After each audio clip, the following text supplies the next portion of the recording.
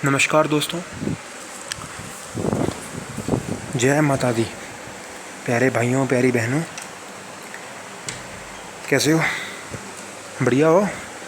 ज़बरदस्त हो? क्या हाल चाल है सबका? बढ़िया हो तो फिर बोल दो यार, बढ़िया है सर। वहीं से बोल दो, फ़ोन से। फ़ोन के सामने बैठ के देख रहे हो तो बोलो यार, हाँ सर बढ़िया है। ठीक है, बढ़िया हो। खाना वाना खा लिया है?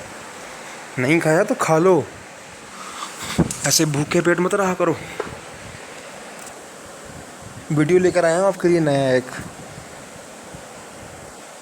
अपने प्यारे भाइयों अपनी प्यारी बहनों के लिए। भाई साहब, मैं तो ये वीडियो आप जो है आपके लिए हमेशा लाता रहूँगा, ऐसे वीडियो, ताकि मैं जो है सुपरस्टिशन को जो है पूरी तरह से कंडेम करता हूँ। सुपरस्टिशन में मैं नहीं मानता, और मेरे हिसाब से किसी को भी नहीं मानना चाहिए। सुपरस्टिशन में मानना गलत बात है। प्रैक्टिकल लाइफ रहो, विज्ञान का ज़माना है आज। ठीक है, हम मानते हैं तो किस में मानते हैं? जो पहली बार मेरे व्यूअर्स मुझसे जुड़ रहे हैं, मेरे इस चैनल द्वारा हर एक वीडियो का सिर्फ़ और सिर्फ एक ही मंत्र है, 90% रिज़ल्ट्स जो हैं 90% रिज़ल्ट्स जो हैं वो आपकी मेहनत के ऊपर है। आपने अपना काम लगन से करना है। 10% जो वास्तु उपाय मैं आपको बताता हूँ वो कर लिया करो, एक आधा उपाय, समझे मतलब, तब जाके 100% बनता है। इसको हम लोग बोलते हैं scientology. Science plus astrology is equal to scientology. हाँ, मेहनत प्लस आपका वास्तु उपाय, इसको हम लोग बोलते हैं साइंटोलॉजी या स्मार्ट वर्क। अब आप लोग ये सोच रहे होंगे कि भाई अगर हार्डवर्क ही करना है तो फिर तू हमको ये उपाय क्यों बता रहा है? बिल्कुल सही बात है, मैं आपको ये उपाय क्यों बता रहा हूँ, मेरे पास इसका जवाब है प्रॉपर। इसका जवाब ये है मेरे प्यारे भाइयों मेरी प्यारी बहनों, कि दुनिया में साइंटिस्ट और साइंस तक ये बात मानती है कि नेगेटिव रेडिएशंस होते हैं, बुरी नज़र वाले होते हैं, बुरी नज़रें होती हैं, सुपर नेचुरल चीज़ें बिल्कुल होती हैं। तो यार कुछ एक चीज़ें हैं, कुछ टेक्स्ट बुक जिसका नाम है लाल किताब, उसमें कुछ एक चीज़ें ऐसी दी हुई हैं, कुछ मंत्रे हैं ऐसे जिनको कुछ लोगों ने शायद प्रैक्टिकली किया है, कंपाइल किया है, और शायद उनको रिज़ल्ट्स मिले हैं उसके। इसलिए यार मैं आपको ये मंत्र नहीं लाता, मैं आपको ये उपाय हैं यार। ये कहाँ नहीं, लाल किताब के कौन सा सारे उपाय गई, कुछ एक आध उपाय तो यार बिल्कुल नॉर्मल एस्ट्रोलॉजी का देता हूँ मैं आपको। लाल किताब के नहीं सारे होते मेरे उपाय। जितने भी उपाय मैं आपको देता हूँ ना वीडियो में अपने, वो सारे नॉर्मली तो यार मेरी अपनी एस्ट्रोलॉजी पे बेस्ड होते हैं। और बस यार ये है मेरा इंट्रोडक्शन। जो फर्स्ट टाइम जुड़ रहे हो, सबसे पहला काम अब ये करो, अब मेरे चैनल को कर लो सब्सक्राइब, और इस वीडियो को कर और बेल आइकन को दबा दो, और इस वीडियो को कर दो शेयर, और लाइक का बटन दबा दो। ठीक है, तो मैं जो पहली बार मेरे व्यूअर्स इस वीडियो से जुड़ रहे हैं, मैं उनको बताना चाहता हूँ कि मैं अपना कोई भी वीडियो जब शुरू करता हूँ तो मैं हमेशा उस वीडियो को शुरू करने से पहले, उपाय शुरू करने से पहले एक बड़ी प्यारी सी एग्ज़ाम्पल देता हूँ। एक ऐसी एग्ज़ाम्पल देता हूँ कि वो सॉरी फॉर द डिस्टर्बेंस। सो मैं क्या कह रहा था कि हाँ जी, मैं हमेशा एक प्यारी सी एग्ज़ाम्पल देता हूँ, और आज भी मैं एक एग्ज़ाम्पल दूंगा, एक कहानी सुनाता होता हूँ अपने दर्शकों को जो मेरे साथ व्यूअर जुड़े हैं। तो ये जो कहानी मैं सुनाता हूँ अपने वीडियो में हमेशा, इस कहानी से एक बहुत डीप मीनिंग निकलता है, और वो आपने समझना है। जो पहली बार जुड़ रहे हैं तो चलिए कहानी शुरू करता हूँ। एक बार की बात है, ये सच्ची based on a true story. History पढ़े हो आप लोग? हिस्ट्री पढ़ना, ठीक है। एक बार की बात है, एक राजा था। उस राजा का नाम था ए। इस ए का नाम मैं बाद में बताऊंगा आपको, डोंट वरी। उस राजा का नाम था ए। वो बहुत ही अच्छा राजा था, ठीक है। उसका एक बहुत बड़ा साम्राज्य था। दूसरी ओर एक राजा था बी, दूर एक देश में। उसका भी बहुत बड़ा साम्राज्य था, ठीक है। उसका साम्राज्य, जो बी वाला राजा था, उसका साम्राज्य ए वाले राजा से ज़्यादा बड़ा था। अब जो बी वाला राजा था वो थोड़ा सा अच्छा नहीं था, थोड़ा सा क्रूअल राजा था। तो उसने क्या किया, उसने अपने दिमाग में एक प्लान बनाया। उसने कहा कि एक काम करता हूँ, जो ए का साम्राज्य है उसमें से थोड़ा पार्ट मैं इन्वेड कर लेता हूँ, मतलब उस पर कब्जा कर लेता हूँ। तो जो बी राजा होता है वो चोरी से अपना जो सेना को ए के साम्राज्य में भेज देता है। अब ए राजा जो है उसको ये बात पता लग जाती है कि उसके ना साम्राज्य के दरवाज़ों पर बी राजा की सेना आ चुकी है। तो वो क्या करता है, वो अपनी सेना को कहता है कि बस ऊपर मत देखना, कहीं मत देखना, बस देखना सामने। ये डीप मीनिंग है इसका, ध्यान से ज़रा आंसर बताना मेरे को। डीप मीनिंग है बहुत ज़्यादा, ये बहुत डीप बात कही मैंने आपको। समझ लगी मैं क्या कह रहा हूँ। जो ए राजा था उसने अपने सैनिकों को ये कहा कि बस ऊपर मत देखना, सामने देखना, लक्ष्य की ओर, ठीक है।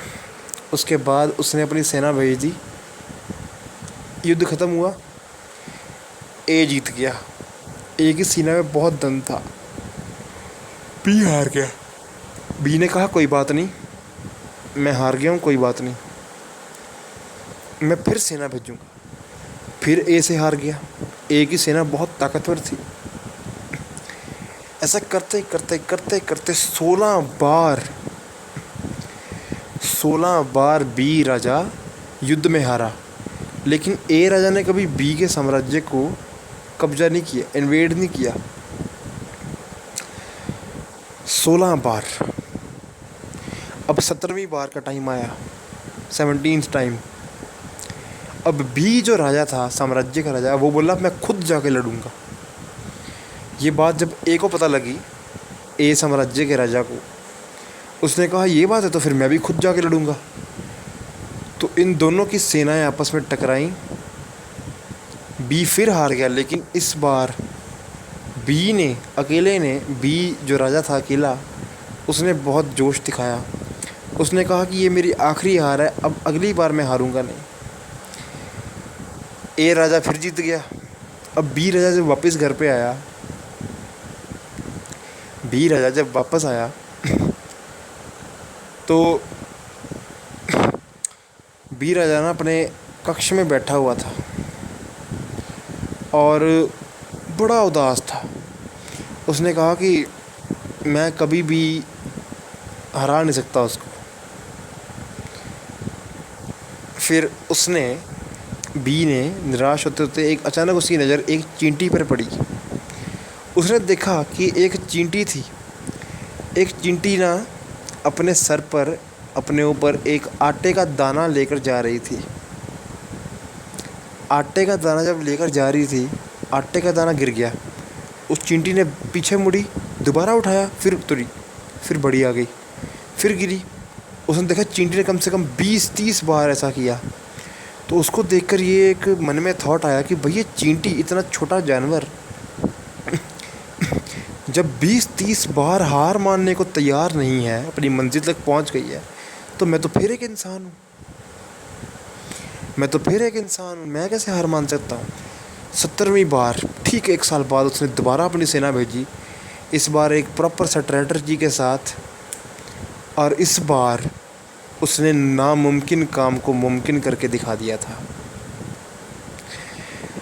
दोस्तों, वैसे मैं एक हिंदू हूँ, मैं आपको अपनी इंट्रोडक्शन दे देता हूँ। मैं एक हिंदुइज़्म को मानने वाला बंदा हूँ, लेकिन जब मैं हिस्ट्री पढ़ता हूँ ना, तो मैं हिंदू अपने आप को क्या हूँ मैं भूल जाता हूँ, क्योंकि मैं सिर्फ रूलर्स को देखता हूँ। तो ये अगर किसी ने हिस्ट्री पढ़ी हो ना, देन ही कैन आइडेंटिफाई, वो ये ही और शी, मेरा कोई भाई या मेरा कोई बहन, इस बात को आराम से पहचान जाएगा कि मैं किसकी बात कर रहा था। दोस्तों, मैं बात कर रहा था हिंदुस्तान के महान योद्धा पृथ्वीराज चौहान की और मोहम्मद गौरी की। जी हाँ दोस्तों, मैं इनके युद्ध की बात कर रहा था। दोस्तों, पृथ्वीराज चौहान एक ज़बरदस्त रूलर था, no doubt in that. Prithviraj Chauhan को हराना नामुमकिन था। लेकिन देखो, मोहम्मद गौरी मैं जानता हूँ बहुत घटिया रूलर था, बहुत घटिया रूलर था वो। उसने बहुत गंदे काम किए हैं हमारे देश में। लेकिन अब मैं आप पर ये बात छोड़ता हूँ कि आपने मोहम्मद गौरी से क्या सीखा है। अब जो कुछ लोग मजाक में बोलेंगे कि भाई ये ठीक है, कुछ भी ये वो बोलेंगे, लेकिन डीप मीनिंग क्या सीखा आपने मोहम्मद गौरी के उस बैटल से, पृथ्वीराज चौहान के उस बैटल से क्या सीखा आपने? मैं बताता हूँ क्या सीखा। हम लोगों ने सीखा है पेशेंस। हम लोगों ने सीखा है नथिंग इज़ इम्पॉसिबल। लाइफ में कुछ भी इम्पॉसिबल नहीं है। बात याद रख लो, अपने जहन में डाल लो इसको। ज़िंदगी में कभी भी यह बात याद रखना, अगर आपको कोई बोलता है ना कि इम्पॉसिबल है ये चीज़, तो ये कभी इम्पॉसिबल नहीं है। Everything is possible. अगर नथिंग एवरीथिंग, अगर आज ये दिस इज़ इम्पॉसिबल चीज़ होती ना लाइफ में, रियल लाइफ में, प्रैक्टिकल लाइफ में, तो भाई साहब नील आर्मस्ट्रॉन्ग कभी चांद पर ना जा पाता। अगर ये नथिंग इज़ पॉसिबल, ये इम्पॉसिबल बड़ी चीज़ होती ना, तो हमारे दुनिया में पहली गाड़ी का निर्माण ना हो पाता। Everything is possible in the world. अगर ये नथिंग, ये पॉसिबल इम्पॉसिबल होता ना, तो ये अंग्रेज़ जो है हमारे देश में ऐसे छोड़ के जाते। Everything is possible. अंग्रेज़ों को निकाला कि नहीं देश से अपने हमारे। इस कहानी से सबसे पहले तो एक यार बड़ी प्यारी रिक्वेस्ट है आप सबसे, प्लीज़ इस वीडियो को बिल्कुल जज नहीं करना किसी ने धर्म के नाम पर। हम सब धर्म मानते हैं, अपने अपने धर्म मानो, प्यार मोहब्बत से रहो, यही हम लोग सिखाते हैं भाई। मैं तो हूँ हिंदू, साथ साथ में मैं अपने मानता हूँ धर्म साइंस को भी। हाँ ठीक है, तो ये बड़ी अच्छी इंस्पिरेशनल कहानी बताई है मैंने आपको। देखो यार, नेगेटिव बंदे में भी कभी कभार अच्छे से कुछ मिल जाता है, कुछ सीखने लायक। ठीक है, तो अब जो उपाय मैं आपको बताने वाला हूँ, उसमें उपाय में आपने क्या करना है कि आप, जैसा कि मैंने कहा, 90% हार्डवर्क वो अपने करना ही करना है। मेहनत करते जाओ, फल मिलेगा। आज देखो मिलेगा ही मिलेगा। अब ये साथ में उपाय भी कर लो, क्या क्या हर्ज है, क्या हर्ज है इसमें? कर लो, इतना इजी उपाय। करना क्या है, बस नारियल लेना है। ठीक है, नारियल लेकर जाना है अपने मंदिर में बस कहीं पर भी नारियल को रख दो, दैट्स इट। ओम नमः शिवाय का जाप कर लो। और ओम के बारे में मैंने कितनी वीडियोस में बताया हुआ है, ओम का सिग्निफिकेंस क्या है। ठीक है, so that's it for today. मैं जानता हूँ आपको वीडियो अच्छा लगा होगा। अच्छा लगा तो लाइक करो यार, सब्सक्राइब करो यार, शेयर करो यार। ठीक है जी, okay, bye bye bye bye bye.